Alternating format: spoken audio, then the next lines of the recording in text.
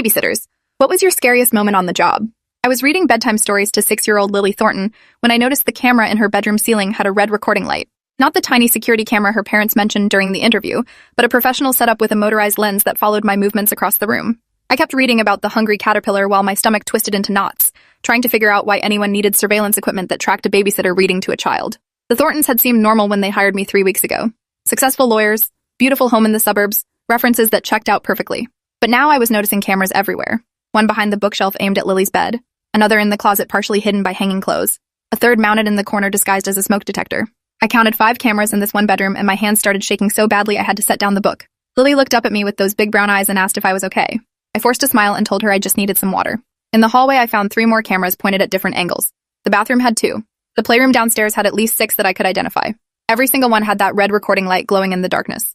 The Thorntons wouldn't be home for another 4 hours. They'd told me they had dinner reservations downtown followed by a concert, giving me their usual spiel about how rare it was for them to get couple time.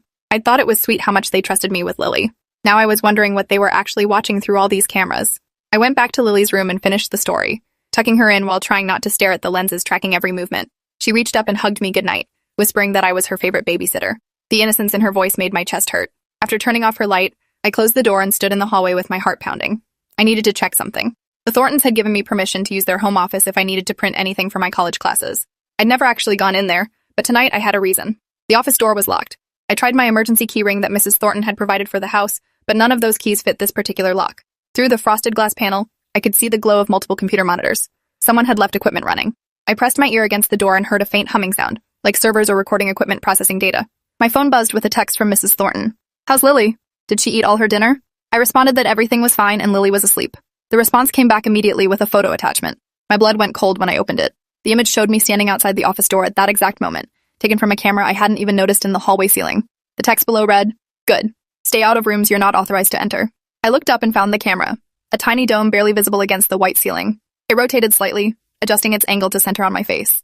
Someone was controlling it remotely. Someone was watching me right now. I walked back downstairs to the living room, trying to act natural even though my hands wouldn't stop shaking. I sat on the couch and pulled out my textbook, pretending to study while my mind raced through possibilities. Maybe the Thorntons were just extremely security conscious. Rich people did that sometimes, right? Cameras everywhere to protect their property and their child. But that photo they'd sent felt like a threat. Stay out of rooms you're not authorized to enter. The phrasing was wrong, too formal, too controlled. I opened my laptop and did something I probably should have done 3 weeks ago. I Googled Catherine and Michael Thornton lawyers. The first result made my stomach drop. Catherine Thornton was a defense attorney who specialized in protecting wealthy clients accused of financial crimes. Michael Thornton was a corporate lawyer who'd been mentioned in several news articles about helping companies hide assets during investigations. Nothing illegal exactly, but definitely operating in gray areas. I kept scrolling and found something worse. A blog post from 2 years ago written by their previous nanny, posted under a pseudonym but with enough details that it was clearly about the Thorntons. The nanny described feeling constantly watched, finding hidden cameras in places they shouldn't be, and discovering that the Thorntons were recording everything and storing the footage. The post ended abruptly without explaining why she'd left. I tried to find more posts from the same account, but there was nothing else. Just that one story, then silence. I checked the comments section and found 3 other people claiming they'd worked for the Thorntons too. All of them mentioned the cameras. All of them said they'd quit without notice. None of them explained why. My phone buzzed again. Another text from Mrs. Thornton. "Lily should have her medication at 9 p.m. Blue bottle in the kitchen cabinet. Exactly 5 milliliters. I looked at the time. It was 8:45.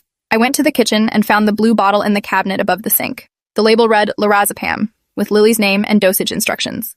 I recognized it as a sedative, sometimes prescribed for anxiety in children. But 5 milliliters seemed like a lot for a 6-year-old. I Googled the medication on my phone and my hands started shaking again. The normal pediatric dose was 0.5 to 1 milliliter, 5 times what Lily was being given. At this dosage, she wouldn't just be calm, she'd be unconscious for hours.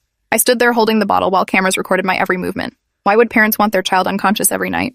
My mind went to dark places I didn't want to think about. I put the bottle back in the cabinet and texted Mrs. Thornton that I couldn't find it. The response came immediately. "Top cabinet above the sink. Blue bottle. Can't miss it." I responded that I'd found it and would give it to Lily at 9. Then I took a photo of the label and sent it to my best friend Amber with a message. "Does this seem like too much? For a 6-year-old? Amber was pre-med and worked part-time at a pharmacy. She'd know. While waiting for her response, I went back upstairs to check on Lily. She was sleeping peacefully, her breathing steady and normal. I stood in the doorway watching the cameras watch me. The red lights seemed to pulse in the darkness like angry eyes. My phone vibrated. Amber's response made my chest tight. "That's 5 times the normal pediatric dose. Why are you asking?" I typed back quickly. "The parents told me to give it to their kid. Is that dangerous?" 3 dots appeared showing she was typing, then disappeared, then appeared again. Finally, "That could cause respiratory depression. Like seriously dangerous. Where are you right now?" I told her I was babysitting, and she responded immediately. Get that kid out of there. Call the police. That's not anxiety medication at that dose. That's chemical restraint. I read her message 3 times, my hands shaking so badly I almost dropped my phone. Chemical restraint. They were drugging their daughter into unconsciousness every single night. But why? I looked up at the cameras and suddenly understood. They wanted her unconscious so she wouldn't wake up. Wouldn't see whatever they were doing. Wouldn't remember. My phone buzzed again. Mrs. Thornton. Did you give Lily her medication yet? It's 9:03. I typed back, just about to. Then I deleted it and wrote, she was already asleep so I didn't want to wake her. Is that okay? The response was immediate. Wake her up and give her the medication. It's important for her sleep schedule. I stood there staring at that message, knowing that if I woke Lily and gave her that drug, she'd be unconscious and vulnerable for hours, and I'd be making it happen. I made a decision that would either save Lily's life or destroy mine. I went to the bathroom, poured exactly 5 milliliters of the lorazepam down the sink, then refilled the measuring cup with water. I walked to Lily's room, gently woke her, and gave her the water while cameras recorded everything. She drank it without complaint, still half asleep, and was snoring again within minutes. I texted Mrs. Thornton a photo of the empty measuring cup. All done. She went right back to sleep. The response came back. Perfect. Thank you for being so responsible. I felt sick. Responsible. That's what they called someone who drugged their child into unconsciousness. I went back downstairs and sat on the couch trying to figure out what to do next. If I called the police right now, what would I tell them? That the parents had cameras in their house? That wasn't illegal. That they'd asked me to give their child prescribed medication? Also not illegal, even if the dose was wrong. I had suspicions but no proof of actual abuse. And if I was wrong, if there was some medical explanation I didn't understand, I'd be destroying this family and losing my job and possibly facing legal consequences for false accusations. But if I was right and I did nothing, what would happen to Lily tonight after I left? My phone rang at 9:30. Unknown number. I answered and heard a man's voice I didn't recognize. This is Agent Dennis Crawford with the FBI. Am I speaking to Sophia Bennett? My heart started racing. Yes. How did you get this number? His voice was calm but urgent. We've been monitoring the Thornton residence for 6 weeks as part of an investigation. We know you're the current babysitter. I need you to listen carefully and do exactly what I say. I looked up at the cameras, wondering if the Thorntons were listening to this call right now. Agent Crawford continued. Don't look at the cameras. Act natural. I need you to confirm something. Did the Thorntons ask you to give Lily medication tonight? I said yes, trying to keep my voice steady. Did you give her the full dose? I hesitated, then told him the truth. I gave her water instead. The dosage seemed dangerous. There was a pause on the line. Then, that probably saved her life. And it might have saved our investigation. He explained quickly that the FBI had been building a case against the Thorntons for weeks. They weren't just lawyers. They were running an operation that I didn't want to believe was real. The cameras weren't for security. They were for something much worse. The medication wasn't for Lily's anxiety. It was to keep her unconscious while her parents used their home for illegal activities that involved other people. Activities that required a sleeping child who wouldn't wake up and wouldn't remember. Agent Crawford told me that by giving Lily water instead of the sedative, I'd created a problem for their investigation. If Lily woke up during whatever the Thorntons had planned for tonight, she might see things that would traumatize her. But if I'd given her the real medication, I would have been complicit in their crimes. I'd made the right choice ethically, but now we had a situation. He asked me to stay in the house and act normal. Federal agents were already positioned around the property. They'd been waiting for the Thorntons to return home and engage in the illegal activities they'd been documenting. Tonight was supposed to be the night they made arrests. But everything had changed now that Lily would be awake. I asked what kind of illegal activities. Agent Crawford was silent for a moment before answering. The Thorntons have been hosting private parties at their home. Very exclusive, very expensive, very illegal. They use the cameras to document everything for blackmail purposes. Important people attend these parties. People who would pay substantial amounts to ensure the footage never becomes public. My stomach turned. What kind of parties? Are there children involved? Another pause. Lily is always sedated during these events. She's never been directly victimized. But the parties themselves involve activities that are serious federal crimes. We need to get you and Lily out of that house in the next 30 minutes. I felt my whole body go numb. The Thorntons were using their own home, with their daughter sleeping upstairs, to host illegal parties and then blackmail the attendees. And they'd been sedating Lily every single night to make sure she never woke up and witnessed what was happening in her own house. Agent Crawford gave me specific instructions. In exactly 10 minutes, you're going to receive a phone call from someone claiming to be Lily's grandmother. You'll pretend she's having a medical emergency and you need to take Lily to the hospital immediately. There will be a car outside with the engine running. Take Lily and get in that car. Do not stop to grab anything. Do not tell the Thorntons what you're doing. Just get Lily and go. I asked what would happen after that. He said agents would enter the house and secure the scene. The Thorntons would be arrested when they returned home. I would need to give a statement, but I wasn't in trouble. I'd actually helped them by refusing to drug the child. My phone buzzed. Mrs. Thornton. We're leaving the concert early. Be home in 20 minutes. My heart started pounding. Agent Crawford swore under his breath. They must have noticed something on the cameras. Change of plans. I need you to take Lily and leave right now. Don't wait for the call. There's an agent at the back door. Her name is Agent Parks. She'll identify herself with her badge. Trust her. I ran upstairs to Lily's room, my hands shaking as I opened her door. She was sleeping peacefully, no idea that her whole world was about to explode. I gently shook her awake. Lily, sweetie, we need to go see your grandma. She's not feeling well. Lily rubbed her eyes, confused. Grandma? In the middle of the night? I helped her into her slippers and grabbed her favorite stuffed rabbit. It's okay. I'm going to carry you. Just close your eyes. I picked her up and she wrapped her arms around my neck, already falling back asleep. As I carried her down the stairs, every camera in the house tracked our movement. I could feel them following us, recording everything. At the back door, I heard a quiet knock. Through the window, I saw a woman in casual clothes holding up an FBI badge. Agent Parks. I opened the door and she immediately took Lily from my arms. Car's running. Let's go. We ran across the dark backyard to a sedan parked in the alley. Agent Parks buckled Lily into the back seat while I climbed in beside her. Another agent was driving. We pulled away from the house just as I saw headlights turning onto the Thornton street from the opposite direction. The driver's voice was tense. They're here. 3 cars. More than expected. Agent Parks was on her radio calling for backup. I held Lily against me, her stuffed rabbit clutched in my hands. She was starting to wake up more, looking around confused. Where are we going? Where's my mommy? I didn't know what to tell her. How do you explain to a 6-year-old that her parents are criminals? That her whole life has been a lie? Agent Parks turned in her seat and spoke to Lily directly. Your mommy asked us to take you somewhere safe for a little while. Sophia is going to stay with you. Everything's okay. Lily seemed to accept this, too sleepy to question further. We drove for 15 minutes to a building downtown that looked like a regular office complex. Agent Parks led us inside to a room that had been set up like a comfortable living room. Couch, TV, toys in the corner. Lily curled up on the couch and fell back asleep immediately. I sat next to her, my whole body shaking with delayed adrenaline. Agent Parks brought me water and sat across from us. You did the right thing tonight. Most people in your situation wouldn't have questioned the medication. They would have just followed instructions. I asked what happened next. She explained that agents were entering the Thornton house right now. The Thorntons and their guests would be arrested. The evidence was overwhelming. Cameras, recordings, financial transactions, everything documented. It had taken them 6 months to build this case, and tonight was supposed to be the final operation. I asked about Lily. What would happen to a 6-year-old whose parents were going to federal prison? Agent Parks said there was an aunt in Seattle who'd already been contacted. She'd been trying to get custody of Lily for years, but the Thorntons had blocked her in court. Now with criminal charges, emergency custody would be granted. Lily would go live with her aunt within days. She'd be safe. She'd be loved. She'd get therapy to process whatever she remembered or understood about her parents. I sat there watching this little girl sleep, thinking about how close she'd come to being drugged unconscious during her parents' arrest. If I'd given her that medication, she'd be chemically sedated in a house full of federal agents and chaos. Instead, she'd slept through the whole thing in this quiet room with her favorite stuffed animal. Over the next several hours, Agent Crawford came by to take my statement. I told him everything.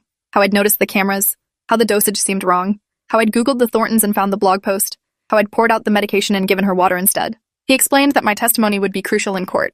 The Thorntons would likely claim I was a disgruntled employee making false accusations. But the fact that I'd documented everything in texts to my friend, that I'd questioned the medication before the FBI even contacted me, that I'd acted to protect Lily without knowing there was an investigation, all of that would establish my credibility. He also told me something that made my stomach turn. The FBI had identified 14 previous babysitters who'd worked for the Thorntons over the past 6 years. All of them had quit suddenly without giving notice. Agents were interviewing them now to find out what they'd seen or suspected. Some had noticed the cameras, others had found the medication concerning. One had actually called CPS, but nothing had come of the report because the Thorntons were lawyers who knew how to manipulate the system. I was the first babysitter who'd been there during an active FBI investigation. The timing had been coincidental. They'd been watching the house for weeks, building evidence through their own surveillance of the Thorntons' activities. They'd identified me as the current babysitter and had been monitoring my safety. When I'd Googled the Thorntons that evening, their system had flagged it as potential awareness of the situation. That's why Agent Crawford had called me. Lily woke up around 2 a.m. asking for her parents. I didn't know what to tell her. Agent Park stepped in and explained gently that Mommy and Daddy had to help the police with something important. Lily would be staying with her Aunt Rachel for a while. Did she remember Aunt Rachel? Lily's face lit up. The one with the golden retriever? Baxter? Agent Parks nodded. That's right. Aunt Rachel is flying here tomorrow to pick you up. Won't that be fun? Lily seemed excited but also confused. She asked if she could bring all her toys. Agent Parks promised we'd get her toys later. For now, we were going to stay here where it was safe and warm. I spent the rest of the night playing quiet games with Lily, trying to keep her calm and distracted.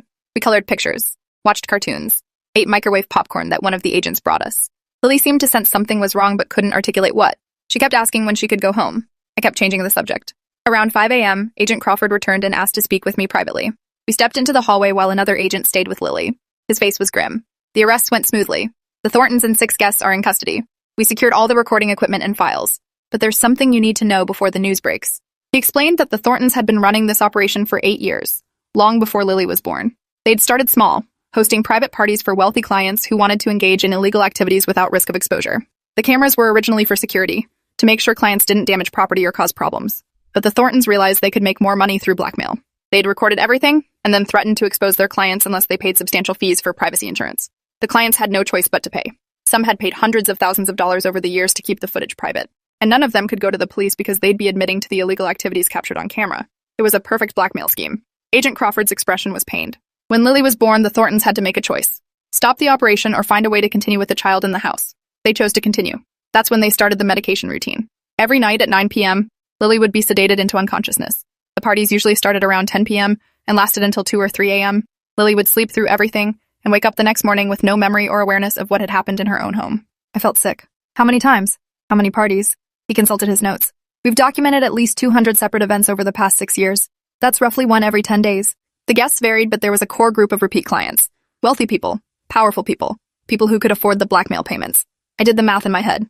200 nights of being drugged unconscious. 200 nights of illegal activities happening in her house while she slept. 6 years of her parents choosing money over her safety. Agent Crawford continued. The good news is that Lily was never directly victimized. The Thorntons kept her completely separate from the activities. She's physically safe. Emotionally, we don't know yet. She's been raised by parents who are capable of this level of deception and criminal behavior. That will require extensive therapy to process. I thought about Lily in the next room, coloring pictures of flowers and butterflies, completely unaware that her parents were in federal custody, and her life had permanently changed. Agent Crawford said the Thorntons were facing dozens of federal charges. Blackmail, operating an illegal enterprise, child endangerment for the medication routine, and various other crimes related to the activities that had occurred in their home. They'd likely spend the rest of their lives in prison. Over the next few days, the case exploded across every news outlet. Wealthy lawyers ran blackmail ring from suburban home while sedating daughter was the headline I saw most often. My name wasn't released because I was a witness in an ongoing investigation, but details leaked anyway. News reports mentioned the babysitter who'd refused to drug the child and called the FBI. Some articles made me sound like a hero. Others questioned why I hadn't called the police sooner before the FBI contacted me. The truth was complicated. I'd suspected something was wrong, but I hadn't known what. The cameras had seemed excessive but not criminal. The medication dosage had concerned me, but I wasn't a doctor. I'd been gathering information and trying to figure out what to do when the FBI called. If they hadn't contacted me that night, I would have called CPS the next morning. But the FBI had been faster. Lily's Aunt Rachel arrived from Seattle, and I met her at the FBI office. She was in her 40s, dressed casually, with kind eyes that immediately teared up when she saw Lily. "Oh, sweetie, I've missed you so much." They hugged for a long time. Rachel explained to me that she'd been fighting for custody of Lily for 3 years. She'd suspected something was wrong at the Thorntons' house but couldn't prove it. The courts had sided with the parents every time because Catherine and Michael were successful lawyers with no criminal record and a beautiful home. Rachel was just a school teacher with a modest income. The system had failed Lily by keeping her with the parents who looked perfect on paper. Rachel thanked me repeatedly for protecting Lily. She said she'd been praying for years that someone would see the truth about her brother and sister-in-law. I told her I'd only done what anyone would have done. She shook her head. "You did what 14 other babysitters couldn't do. You questioned things that didn't make sense. You trusted your instincts. You protected a child who wasn't yours. That's not what everyone does. That's special." Over the next few weeks, I gave testimony to federal prosecutors building their case against the Thorntons. They showed me evidence that made me physically ill. Financial records showing the blackmail payments, recordings of the illegal activities, logs documenting when Lily had been medicated. It was all there, meticulously documented by the Thorntons themselves. They'd kept records of everything like it was a legitimate business. The prosecutors explained that many criminals who operate blackmail schemes keep detailed documentation as insurance. If one client tries to go to the police or refuses to pay, the criminals can threaten to release evidence about other clients. It's mutually assured destruction. Everyone is complicit, and everyone has too much to lose by talking. That's why these operations can continue for years without being detected. The trial was scheduled for 8 months later. In the meantime, I tried to return to my normal life. I finished my semester at college, getting extensions on several papers because professors understood the circumstances. I quit babysitting for a while because I couldn't shake the feeling of being watched whenever I was in someone else's home. I started working at the campus library instead. Shelving books where the worst thing that could happen was a paper cut. Amber, my pre-med friend, would check in regularly. She felt partially responsible for the whole thing because she'd been the one to tell me the medication dosage was dangerous. I kept telling her she'd helped save Lily's life. If she hadn't responded to my text that night, I might have given Lily the full dose and never known the truth. She'd studied pharmacology and knew exactly how dangerous that amount of sedative was for a child. Her knowledge had validated my suspicions and given me the courage to act. I started seeing a therapist to process what had happened. Dr. Yolanda Stern specialized in trauma and helped me understand that what I was feeling was normal. Guilt for not noticing sooner, anger at the Thorntons for putting Lily in that situation, fear about what could have happened if things had gone differently. All of it was part of processing a traumatic experience. She helped me recognize that I'd done everything right given the information I had at the time. Rachel would send me updates about Lily every few weeks. She was adjusting well to life in Seattle. She loved Baxter, the golden retriever. She'd made friends at her new school. She was seeing a child psychologist who specialized in trauma. The therapist said Lily showed no signs of abuse beyond the medication routine, which was good news. The sedative hadn't caused permanent damage. Her emotional development seemed normal for her age. The biggest challenge was explaining why her parents were gone. Rachel had told her that Mommy and Daddy had made some bad choices and needed to stay away for a long time. Lily accepted this with the resilience that children sometimes have. She seemed more upset about leaving her bedroom and toys than about losing her parents, which concerned the therapist but also made sense. The Thorntons had never been emotionally present parents. They'd been too focused on their criminal operation. 4 months after the arrests, I received a subpoena to testify at the trial. The prosecutors needed me to explain what happened the night I refused to give Lily the medication. My testimony would establish that the Thorntons were actively endangering their daughter, which would strengthen the child endangerment charges. I flew to the courthouse with Amber, who'd also been subpoenaed to testify about the medication dosage. We sat in the witness waiting room for hours before being called. When I finally entered the courtroom, I saw the Thorntons for the first time since that night. Catherine sat at the defense table in an expensive suit, her face expressionless. Michael sat beside her, whispering to their lawyer. They looked exactly like successful professionals. Nothing about their appearance suggested they were capable of running a criminal enterprise from their suburban home. I took the stand and swore to tell the truth. The prosecutor, a woman named Diane Atwater, walked me through that entire evening. What time I'd arrived, what I'd noticed about the cameras, why I'd been concerned about the medication, what I'd done instead of giving Lily the full dose. I explained everything clearly, trying not to look at the Thorntons. Diane showed me the text messages I'd sent to Amber that night. She had me read them aloud to the jury. Does this seem like too much? For a 6-year-old? The evidence was simple and damning. The defense attorney, a man named Gordon Phillips, tried to suggest I'd misunderstood the situation, that the cameras were standard security, that the medication was properly prescribed by a doctor, that I'd overreacted based on internet research instead of medical expertise. I stayed calm and answered each question honestly. Yes, I'd Googled the medication. Yes, I'd found concerning information. Yes, I'd made a judgment call to protect a child in my care. The jury watched this exchange carefully. Some were taking notes. Others just stared at the Thorntons, whose faces remained blank. Amber's testimony was more technical. She explained lorazepam dosing for pediatric patients. She cited medical guidelines showing that 5 milliliters was 5 times the appropriate dose for Lily's age and weight. She described what would happen if a child received that much sedative regularly: respiratory depression, cognitive impairment, physical dependence, withdrawal symptoms if the medication was suddenly stopped. The jury looked visibly disturbed by this information. Gordon Phillips tried to argue that Amber wasn't a licensed doctor yet, just a pharmacy technician with pre-med training. Diane countered by bringing in a pediatric pharmacologist who confirmed everything Amber had said. The expert testified that regular sedation at this dosage constituted chemical restraint and met the legal definition of child endangerment. The Thorntons' defense strategy seemed to focus on claiming they'd been advised by a doctor that this dosage was necessary for Lily's severe anxiety. They produced prescription records showing the medication had been legally prescribed, but the prosecution had found the doctor who'd written those prescriptions, and he testified that he'd been lied to.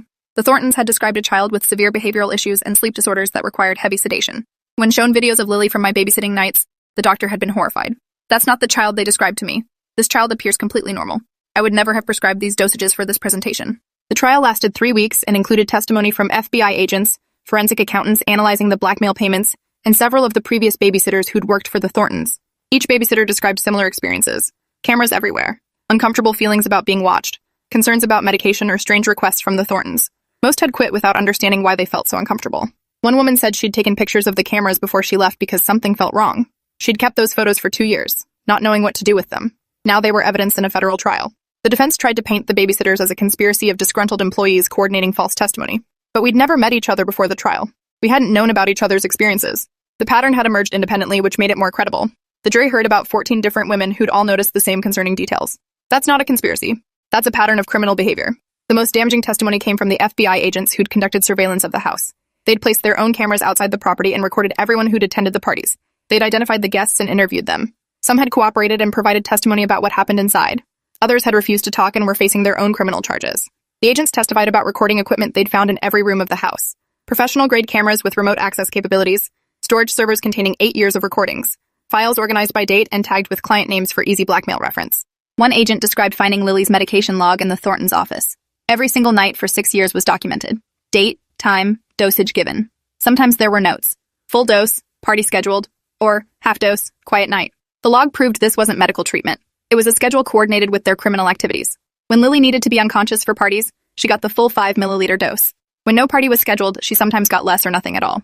The child's medication wasn't about treating her condition. It was about controlling her awareness based on their criminal schedule. The jury looked sick when this evidence was presented. Several jurors were parents. You could see them imagining their own children being systematically drugged by the people who should protect them most. Gordon Phillips tried to argue that the medication log showed responsible parenting, careful documentation of medical treatment. The prosecutor destroyed this argument by showing the correlation between full doses and party dates. Every single time the Thorntons hosted a party, Lily had received the maximum sedative dose earlier that evening. The pattern was undeniable. Catherine Thornton took the stand in her own defense, which her lawyers had advised against. She testified that everything she'd done was to protect Lily from the stress of her parents' work demands. The parties were legitimate networking events for their law practice. The cameras were security measures. The medication was prescribed by a licensed physician for a real medical condition. She claimed she loved her daughter and had always put Lily's welfare first. Diane Atwater's cross-examination was brutal. She walked Catherine through specific dates from the medication log and matched them to financial records showing blackmail payments received. She showed Catherine her own emails discussing which clients were behind on payments and needed enhanced motivation through threats of exposure. She played recordings of Catherine on the phone with clients, explicitly threatening to release compromising footage if they didn't pay. Every piece of evidence directly contradicted Catherine's testimony about legitimate networking events. The breaking point came when Diane asked Catherine about the night I'd refused to give Lily the medication. Catherine claimed she'd noticed on the cameras that I hadn't followed instructions. She'd sent the threatening text about staying out of unauthorized rooms because she was concerned about property theft, not because she was hiding criminal activity. Diane played the actual text exchange on the courtroom monitors. The timing showed Catherine had sent the text within 30 seconds of me standing outside the locked office door. The photo attachment showed me in real time from a camera I hadn't even noticed. Diane asked how a concerned parent monitoring a babysitter would have cameras sophisticated enough to track someone's location in real time and send immediate photographic proof. Catherine had no good answer. She stammered something about home security systems. The jury didn't buy it. Michael Thornton didn't testify. His lawyers knew he'd be destroyed on cross-examination. The prosecution rested their case after 3 weeks of testimony. The defense called character witnesses who described the Thorntons as dedicated professionals and loving parents. None of these witnesses had been inside the home during evening hours. None had seen the camera systems or medication routines. They testified about the image the Thorntons projected publicly, which made the contrast with their private behavior even more disturbing. The jury deliberated for 2 days before returning guilty verdicts on all counts. Federal blackmail charges, operating a criminal enterprise, child endangerment, multiple counts of witness intimidation for threatening previous babysitters who'd asked questions. The evidence had been overwhelming. Catherine's face remained blank as the verdicts were read. Michael put his head in his hands. Their lawyers immediately filed motions for appeal, but everyone knew those would be rejected. The evidence was too strong. The pattern too clear. Sentencing was scheduled for 6 weeks later. I attended with Rachel and sat in the back of the courtroom. Lily hadn't come. She was in school in Seattle, living a normal life with her aunt and the golden retriever. She didn't need to see her parents sentenced to prison. The judge was a woman named Patricia Ortiz, who'd clearly been affected by the evidence. She described the Thorntons' crimes as a profound betrayal of parental duty and human decency. She noted that they'd used their own daughter's home as the location for their criminal enterprise, exposing her to danger and drugging her to maintain their operation. Catherine received 35 years in federal prison. Michael received 32 years. Both would be in their 70s before they were eligible for parole. The blackmail victims who'd testified received lighter sentences in exchange for cooperation. Those who'd refused to cooperate were facing their own trials. The FBI had dismantled an entire network of illegal activities and corrupt individuals. After the sentencing, Rachel approached me in the courthouse hallway. She was crying. "Thank you. If you'd given Lily that medication that night, she might have been sedated during the arrests. She might have seen things that would traumatize her forever. Instead, she was safe with you in another building. You saved her from so much more than we even realized at the time." I told her I'd just done what felt right. She hugged me and said that's what made it matter. Doing what felt right even when it was scary and uncertain. Even when I didn't have all the information. Even when I was just a college student babysitting for extra money. I'd trusted my instincts and protected a child. That's what heroism actually looks like in real life. Small decisions in crucial moments. Over the next year, I rebuilt my life. I graduated from college with a degree in social work. The experience with Lily had changed my career plans. I'd been pre-law, thinking about becoming a lawyer like the Thorntons appeared to be.